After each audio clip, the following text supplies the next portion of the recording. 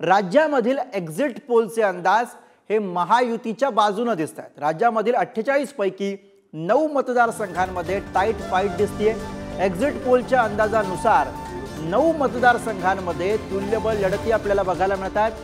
काय आहेत टाईट फाईटचे गणित आणि काय सांगतो पुढारीचा एक्झिट पोल आपण बघूया।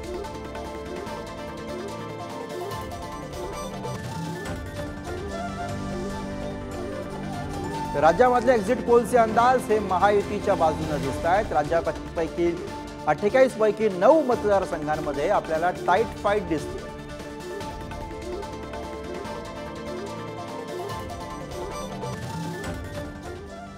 तर या टाईट फाईटचं गणित नेमकं कसं आपण समजून घेऊयात।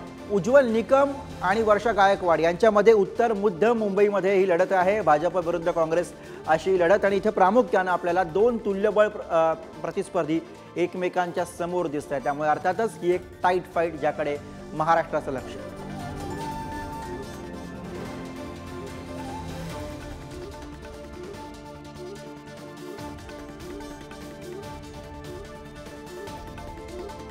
नऊ टाईट फाईट आहेत। त्यापैकी एक मुंबई उत्तर पश्चिमची निवडणूक जी अर्थातच अमोल कीर्तीकर आणि रवींद्र वायकर यांच्या उमेदवारीमुळे चर्चेत आलेली आहे। शिवसेना विरुद्ध शिवसेना म्हणजे ठाकरेंची शिवसेना विरुद्ध शिंदेची शिवसेना अशी ही लढत निवडणुकीच्या नंतर मतदानाच्या नंतर सुद्धा जिथं वाद काही शमत नव्हता अशी ही जागा मुंबई उत्तर पश्चिमची जी टाईट फाईट कॅटेगरीमध्ये येते। त्यामुळे या जागेवरती काय होणार हे सुद्धा आपल्याला बघावं लागेल। आणि आता याच 2 जागांविषयी आपण बोलूया। आपले प्रतिनिधी पंकज दळवी सध्या आपल्या सोबत आहेत। पंकज, जर का आपण या 2 जागांचा विचार केला, उत्तर मध्य मुंबईची जागा आणि त्यासोबतच उत्तर पश्चिमची जागा, काय साधारणपणे चित्र दिसतंय? सगळ्यात आधी आपण उत्तर मध्यविषयी बोलूयात, कारण तिकडे उज्ज्वल निकम हे यांच्या रूपाने एक नवा उमेदवार भाजपने देण्याचा प्रयत्न केलेला आहे। तर वर्षा गायकवाड यांची नाराजी दूर करण्याच्या प्रयत्नात त्यांना ही उमेदवारी दिली गेलेली आहे। काय होणार?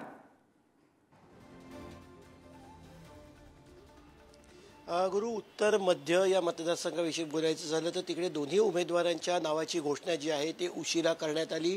पूनम महाजन या भाजपच्या 2 टर्म तिकडे खासदार होत्या, त्यामुळे ह्या जागेवरती भाजपचा दावा आहे। तो दावा असताना कोणाला उमेदवारी देणार एवढी चर्चा होती। आशिष शेलार यांचं मन वळवण्याचा प्रयत्न केला, पण आशिष शेलार यांची काही या मतदारसंघातून निवडणूक लढवण्याची किंवा लोकसभा लढवून दिल्लीत जाण्याची त्यांची तयारी नव्हती।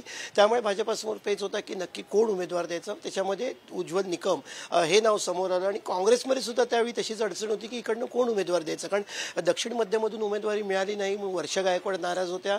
वर्षा गायकवाडांची उमेदवारी ऐनवेळी जाहीर केली आणि त्याच्यानंतर ती उमेदवारी जाहीर केल्यामुळे काँग्रेसचे त्या भागातले काही प्रमुख नेते आहेत त्यांनी नाराजी अगदी स्पष्टपणे व्यक्त केली। केंद्रात दिल्लीला पत्र पण त्यांनी ते लिहून कळवलं होतं। नसीम खान असतील, चरणजीत सिंग सप्रा असतील, भाई जगताप असतील, सगळे नाराज होते। हा झाला निवडणुकीच्या आधीचा पक्षांतर्गत दोन्हीकडचा प्रसंग।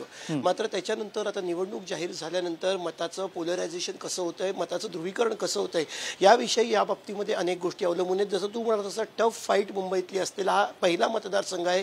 याच्यामध्ये अनेक वोट बँक्स इकडे ज्या आहेत त्या महत्त्वाच्या आहेत। त्या कशा पद्धतीने कोणाला मतदान देतात हे महत्त्वाचं असणार आहे। इकडे प्रचाराचे मुद्दे जे प्रमुख होते त्याच्यामध्ये उज्ज्वल निकम यांनी दहशतवाद्यां वकील म्हणून, सरकारी वकील म्हणून किंवा विशेष सरकारी वकील म्हणून दहशतवाद्यांच्या बाबतीत जी भूमिका घेऊन त्यांच्यावरती त्यांना शिक्षा झाली, कसाबसारख्या दहशतवाद्याला फासावरती लटकवलं, हे सगळे मुद्दे जे आहेत ते देशप्रेमाचे मुद्दे समोर ठेवले गेले।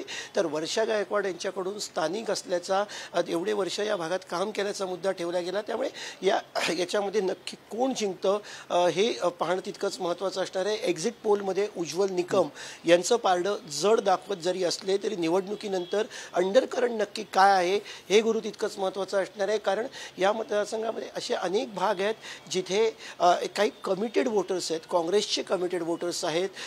यापूर्वी शिवसेनेचे कमिटेड वोटर्स सुद्धा तिकडे आहेत, कारण मातोश्री उद्धव ठाकरेंचं निवासस्थान हे त्याच भागामध्ये येतं।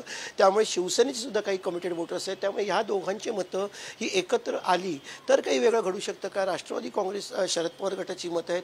त्यामुळे ही सगळी समीकरणं जुळून या मतदारसंघाचा निकाल बरोबर आहे पंकज। आणि उत्तर मध्यविषयी बोलत असतानाच त्याच्यानंतर पंकज गोष्टी असतील मतांची, बरोबर आहे, उत्तर मध्यविषयी बोलत असतानाच उत्तर पश्चिम विषयी सुद्धा आपल्याला बोलावं लागेल। कीर्तीकर विरुद्ध वायकर अशी लढत मात्र प्रत्यक्ष लढत ही ठाकरे विरुद्ध शिंदे आणि ठाकरेंची शिवसेना विरुद्ध शिंदेंची शिवसेना अशीच लढत राहिली। आणि आता मतदानाच्या पश्चात जी एक प्रामुख्याने चर्चा आहे ती म्हणजे शिंदेंच्या शिवसेनेमध्ये या जागेवरनं भूकंप होणार का?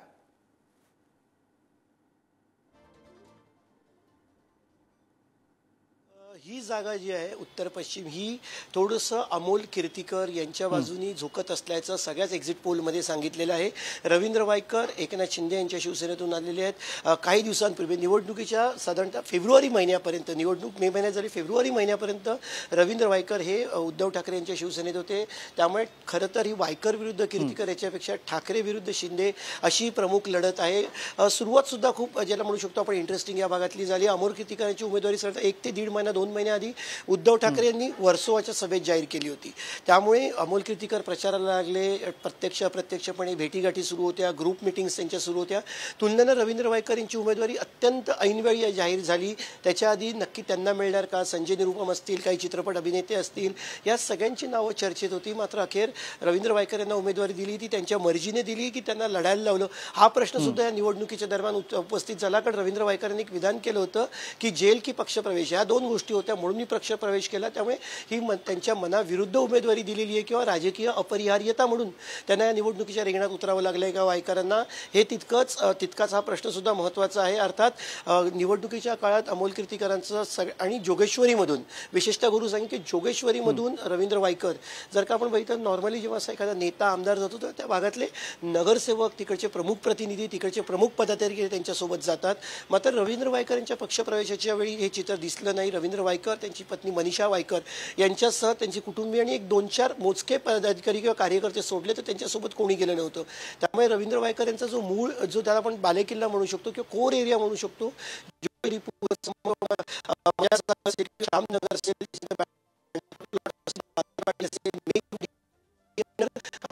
भाग आहे तो विसरून चालणार। कोकणी लोक, काहीशी पश्चिम महाराष्ट्रातील लोक मोठ्या प्रमाणात आहेत। त्यामुळे हा भाग रवींद्र वायकरांना, जर का त्या भागातल्या लोकांनी त्यांची जी वायकरांची विधानसभेची कमिटमेंट आहे ती जर का पाळली तर वायकरांना लीड मिळू शकतो। रवींद्र वायकरांचे जोगेश्वरी पूर्व आणि गोरेगाव या 2 मतदारसंघामध्ये जे आहे ते जास्त मतदान या पूर्ण उत्तर पश्चिम याच्यामध्ये झालेलं आहे। सगळ्यात जास्त मतदान जोगेश्वरीमध्ये झाले। आता हे मतदान रवींद्र वायकरांच्या विरुद्ध अँटी इन्कम्पन्सीचं आहे का की त्यांच्या बाजूने झाले, हा प्रश्न महत्त्वाचा। अमोल कीर्तीकर गोरेगावला राहतात, गोरेगावमध्ये 2 नंबरचं मतदान जे आहे ह्या फॅक्टर्स उत्तर पश्चिम मध्ये की मनसेचे कार्यकर्ते, पदाधिकारी सगळे या त्यांच्या समोर प्रचार रॅली। बरोबर आहे। त्यामुळे या सगळ्या गोष्टी आहेत त्या आता निकालानंतरच स्पष्ट होणार आहेत। मात्र सध्या पुढारीचा एक्झिट पोल सांगतोय की या ठिकाणी कीर्तीकर हे विजयी होताना दिसू शकतील। पुढे जाऊयात। आता बातमी आहे ती भिवंडीची। भिवंडीमध्ये काय होणार याचीही जोरदार चर्चा होती, कारण भिवंडीमध्ये अर्थातच तिहेरी लढत यावेळेला आपल्याला बघायला मिळाली। भाजपचे कपिल पाटील हे पुन्हा एकदा निवडणुकीच्या रिंगणामध्ये उतरलेले आहेत। त्यांना बाळामामा म्हात्रे यांच्या रूपाने कडवं आव्हान महाविकास आघाडीने उभं केलेलं होतं आणि त्यात एक नवा ट्विस्ट आला, तो म्हणजे निलेश सांबरे यांच्या रूपानं। निलेश सांबरे यांनी अपक्ष म्हणून या निवडणुकीमध्ये एंट्री केली आणि ही निवडणूक एकाएकी तिरंगी लढत झाली आणि त्यामुळे अर्थातच भिवंडीच्या लढतीकडे, इथल्या निकालाकडे लक्ष लागलं। आणि आता पुढारीचा जो पोल आहे त्यानुसार पुन्हा एकदा कपिल पाटील हे या ठिकाणी निवडून येतील आणि विजयाची हॅट्रिक साधतील असं सध्या तरी चित्र दिसतंय। त्यामुळे अर्थातच या ट्रिपल फाईट विषयी सुद्धा आपल्याला बोलावं लागेल आणि याच विषयी बोलण्यासाठी आपल्या सोबत निकेश शार्दूल आमचे प्रतिनिधी सोबत आहेत। निकेश, तिहेरी लढत म्हणजे एकूणच राज्यातल्या 48 मतदारसंघांमध्ये ज्या ठिकाणी म्हणून तिरंगी लढती झाल्या तिथली प्रामुख्याने उल्लेख करावी लागेल अशी लढत आपल्याला भिवंडीमध्ये बघायला मिळाली। काय वैशिष्ट्य सांगता येतील आता जेव्हा कपिल पाटील हे विजयाच्या दिशेने चाललेत असं आपला एक्झिट पोल सांगतोय, तेव्हा काय गणिते नेमकी कशी जुळली आहेत?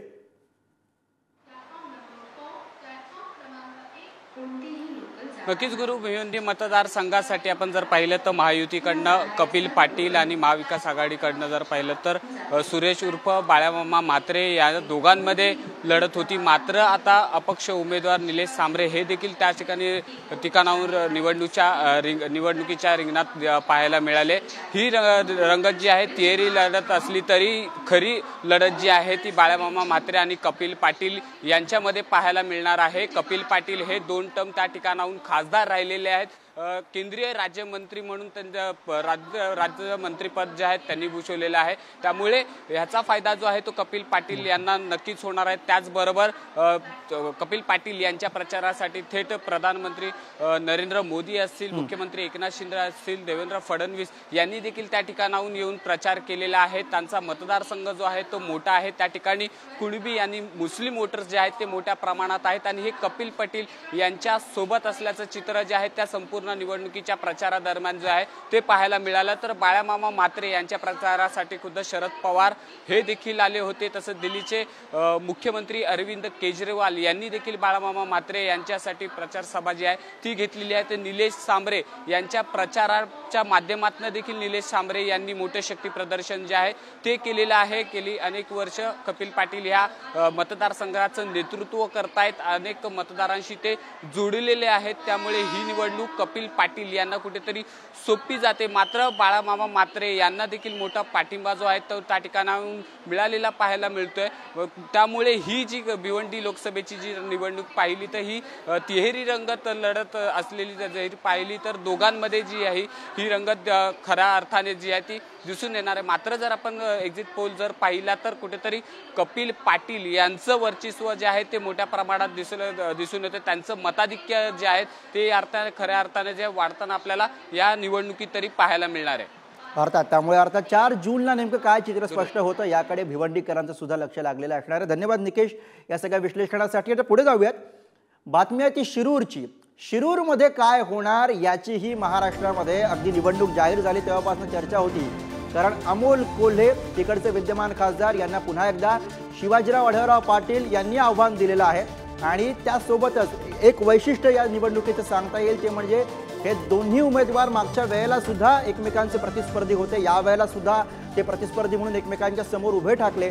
पण एक ट्विस्ट असा होता की दोन्ही उमेदवारांचं चिन्ह हे या वेळेला बदललेलं होतं। त्यामुळे अंदाज लागणं कठीण होतं की शिरूरमध्ये नेमकं काय होणार। अजित पवार विरुद्ध शरद पवार असा एका अर्थानं सुद्धा हा सामना झाला, म्हणून सुद्धा याकडे बघावं लागेल। याविषयी अधिक बोलूया, प्रतिनिधी ज्ञानेश्वर चौतमल सध्या आपल्यासोबत आहेत। ज्ञानेश्वर, प्रत्यक्षात जरी अमोल कोल्हे आणि शिवाजीराव आढळराव पाटील हे पारंपरिक प्रतिस्पर्धी एकमेकांच्या समोर उभे ठाकलेले असले तरी सुद्धा एक जो ब्रॉडर जो सामना आपल्याला दिसत होता, मोठ्या स्केलवरती जो सामना दिसत होता तो पवार विरुद्ध पवार अशा संघर्षाचाच होता। ज्ञानेश्वर, अगदी बरोबर आहे गुरुप्रसाद, पवार विरुद्ध पवार असाच हा सामना होता। शरद पवार यांनी या मतदारसंघात शेवटच्या टप्प्यात मोठी ताकद पणाला लावलेली होती। एकीकडे शरद पवारांची ताकद शिरूर लोकसभेमध्ये दिसत असताना सगळ्यात महत्वाची गोष्ट म्हणजे पंतप्रधान नरेंद्र मोदींची सभा देखील या इथल्या उमेदवारासाठी अर्थातच शिवाजीराव आढळराव पाटील यांच्यासाठी झालेली होती। पुण्यात पंतप्रधान नरेंद्र मोदींनी जी सभा घेतली त्यामध्ये त्यांनी शिरूरच्या उमेदवाराचा प्रचार केला, बारामती, पुणे आणि मावळच्याही। सगळ्यात महत्वाची गोष्ट म्हणजे प्रचाराच्या निमित्तानं दिग्गज नेते जे आहेत ते इथल्या लोकसभेच्या निवडणुकीच्या रणांगणात दिसले होते। जसं वरिष्ठ पातळीवर प्रचार मोठ्या नेत्यांनी केला तसंच आपल्याला पूर्ण मतदारसंघाचा जर विचार केला तर स्थानिक पातळीवर अमोल कोल्हेंचे असतील किंवा शिवाजीराव आढळराव पाटील यांचे कार्यकर्ते असतील ते देखील प्रचाराच्या रणधुमाळीत कशा पद्धतीने प्रचार करत होते हे चित्र पाहायला मिळालं।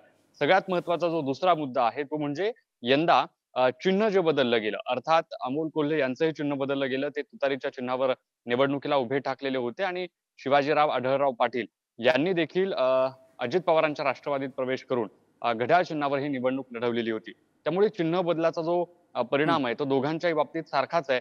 पण सगळ्यात महत्वाचं म्हणजे जी मोठी चर्चा झालेली होती की अमोल कोल्हे हे सतत त्यांच्या अभिनय क्षेत्रात जास्त वेळ देतात, मतदारसंघात कमी फिरतात, अशा पद्धतीचा प्रचार केला गेला। आणि एकूण आढळराव पाटील हे कसे आपल्या मतदारसंघात ठोकून असतात, लोकांसोबत कसे कनेक्ट असतात, या मुद्द्यांवर इथला जो निवडणुकीचा सगळा प्रचाराचा सगळा सूर होता तो पाहायला मिळालेला होता।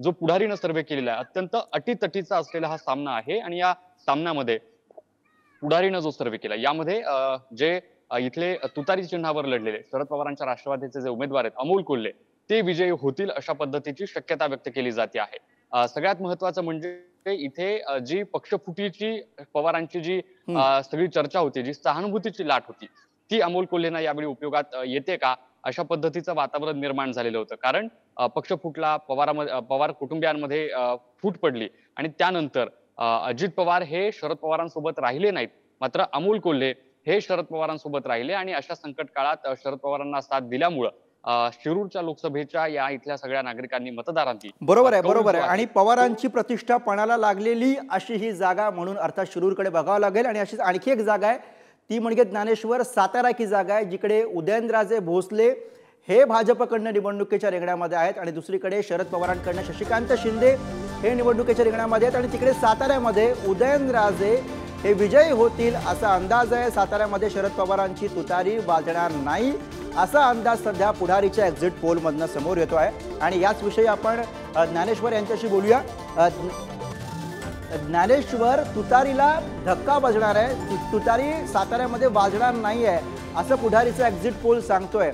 उदयनराजे यांनी सुरुवातीपासूनच, निवडणूक जाहीर झाली तेव्हापासूनच उमेदवारीसाठी दिल्ली दरबारी ते गेलेले होते. आणि अशात आता जेव्हा ही समीकरणं समोर येत आहेत तेव्हा नेमकं काय झालं, कुठे नेमकी गडबड झाली आणि कुठे साताऱ्याचं वारं फिरलं? एक्झिट पोलच्या सगळ्या अंदाजानुसार आपण पाहतोय उदयनराजे भोसले हे विजयी होऊ शकतील अशा पद्धतीचा अंदाज आहे. पश्चिम महाराष्ट्रातली ही महत्वाची जागा आहे. पश्चिम महाराष्ट्र म्हटलं की राष्ट्रवादी आणि शरद पवार हे नाव महत्वाचं आहे आणि इथून शरद पवारांनी अत्यंत विश्वासू असलेला त्यांचा चेहरा जो आहे शशिकांत शिंदेच्या रूपानं मैदानामध्ये उतरवलेला होता. साताऱ्याच्या प्रचारातला एक सगळ्यात महत्वाचा मुद्दा सांगायला हवा, तो म्हणजे साताऱ्याचे 2 खासदार, एक असतील राज्यसभेत, दुसरे असतील लोकसभेत. अर्थात सातारकरांनी या सगळ्या प्रचाराच्या दरम्यान जी चर्चा घडवून आणलेली होती त्या चर्चेचा सूर असा सांगत होता की उदयनराजे हे आत्ता खासदार आहेत, राज्यसभेवर आहेत, त्यांना तिथेच ठेवू आणि दुसरा आपल्या साताऱ्याचा खासदार निवडून देऊ, तो शशिकांत शिंदेच्या रूपानं. अर्थात इथे देखील शरद पवार यांना किती सहानुभूतीचा फायदा होतोय हे पाहावं लागेल. मात्र पुढारीच्या सर्व्हेनुसार इथे जी जागा आहे साताऱ्यातली ती कमळ चिन्हावर उदयनराजेंनी लढवली आणि उदयनराजे जिंकतील. ही देखील जागा सहज जिंकता येईल असं वाटत नाही. आपल्या पुढारीच्या एक्झिट पोल मध्ये देखील आपण ही जागा जी आहे ती अटीतटीच्या लढतींपैकीची एक सांगतोय. म्हणजे 5 ते 10% फरकानं शक्यता जी आहे ती उदयनराजे जिंकतील अशा पद्धतीचा अंदाज आहे. खरं म्हणजे इथलं एकूण पक्षाचं असलेलं सातारा लोकसभेतलं काम, तिथलं भाजपचं असलेलं संघटन आणि उदयनराजेंचं स्वतंत्रपणे जो काही मतदारांचा वर्ग आहे तो, असं एकूण सगळं गणित जुळून आल्यानंतर त्याच्यासोबतच अजित पवारांच्या राष्ट्रवादीची जी काही ताकद आहे जी उदयनराजेंना मिळाली त्याचा त्यांना फायदा होऊ शकतो अशा पद्धतीची शक्यता आहे. खरं म्हणजे पक्ष फुटीनंतर मविया म्हणून काँग्रेस असेल, ठाकरेंची साताऱ्यातली शिवसेना असेल किंवा एकूण मित्रपक्षांपैकी काँग्रेसचा गट असेल. बरोबर. त्यामुळे साताऱ्यामध्ये शरद पवार यांची प्रतिष्ठा पणाला लागलेली आहे, ताकद शरद पवारांनी साताऱ्यामध्ये लावलेली आहे. तशीच ताकद शरद पवार यांनी दक्षिण नगरमध्ये लावली आहे, जिकडे निलेश लंके यांना आयत्या वेळी त्यांनी पक्षामध्ये प्रवेश देऊन उमेदवारी दिलेली आहे. सुजय विखे यांच्या समोर, यांच्या रूपाने त्यांच्यासमोर एक बलाढ्य आव्हान होतं. आणि इथं पुढारीचा एक्झिट पोल काय सांगतोय आपण बघूयात. पुढारीच्या एक्झिट पोलनुसार दक्षिण नगरमध्ये सुजय विखे पाटील हे विजयाची हॅट्रिक साधतील असा अंदाज आहे. आणि याच विषयी ज्ञानेश्वर यांच्याशी आपण बोलूया. ज्ञानेश्वर, एक्झिट पोलचा हा अंदाज, सुजय विखे पाटील हे पुन्हा एकदा विजयी होतील असं आपले एक्झिट पोल सांगतात. नेमकं काय घडलं? निलेश लंके कुठे कमी पडताना दिसले या सगळ्यात?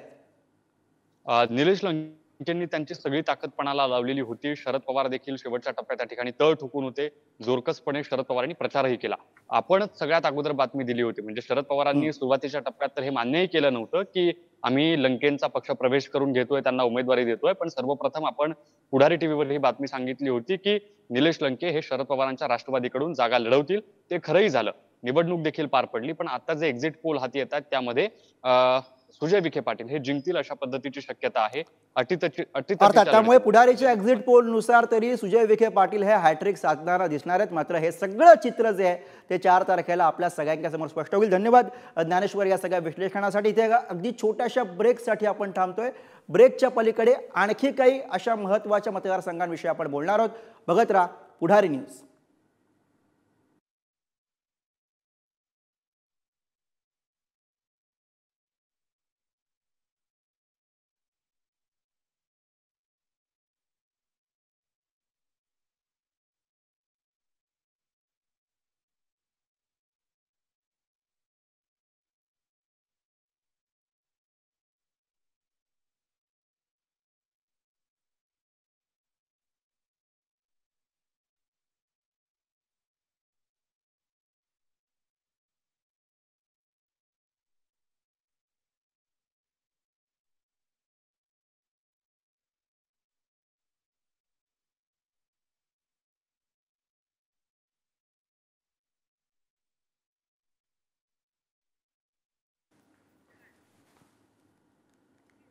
ब्रेक नंतर पुन्हा एकदा स्वागत आहे।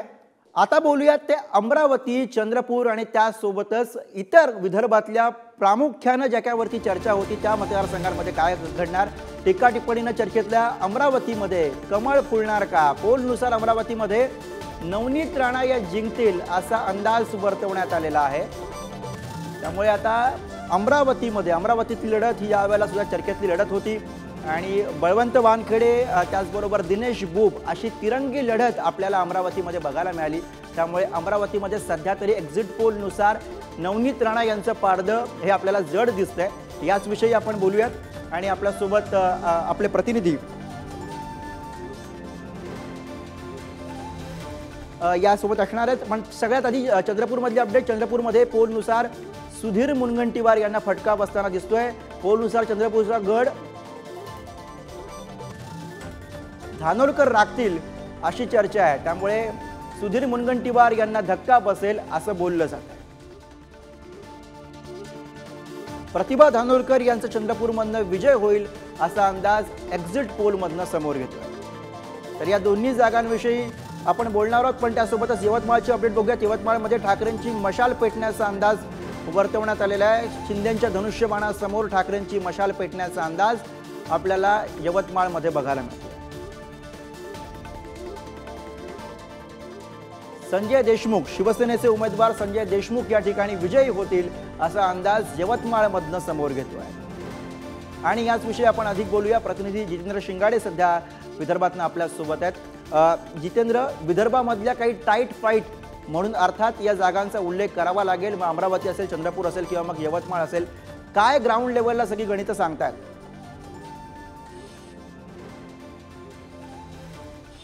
गुरु, पुढारीचा जो महापौल झालेला आहे त्या महापौलमध्ये विदर्भातील 10 जागांपैकी 7 जागा या NDAला आणि उर्वरित 3 जागा आहेत त्या इंडिया आघाडीला। त्यातही 2 जागा काँग्रेसला आणि 1 जागा जी आहे ती ठाकरेंच्या शिवसेनेला येत असल्याचा अंदाज व्यक्त करण्यात आलेला आहे। आणि ज्या 3 लढती आहेत त्या 3 लढतीमध्ये अटीतटीच्या लढतीमध्ये अमरावती, चंद्रपूर आणि यवतमाळ वाशिम या मतदारसंघाचा समावेश आहे।